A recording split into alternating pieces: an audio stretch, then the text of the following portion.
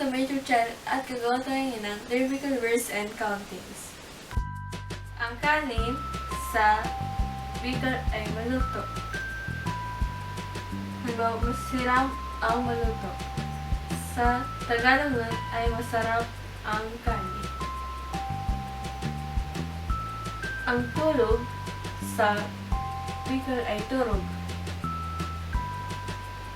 Ang suudma sa Tagalog ay kahapon. Nag-aral siya kahapon. Sa Bicol ay nag-aral siya suudma. Ang salamin sa Bicol ay salmi. Ang 50 sa Bicol ay 50.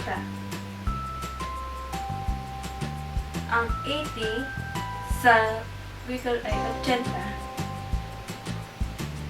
Ang 100 sa Bicol ay 100. Ang 1,000 sa Bicol ay 1,000. And countings. And thanks for watching. If you like this video, give it a thumbs up and don't forget to subscribe to my channel. See you guys in the next video. Kamu.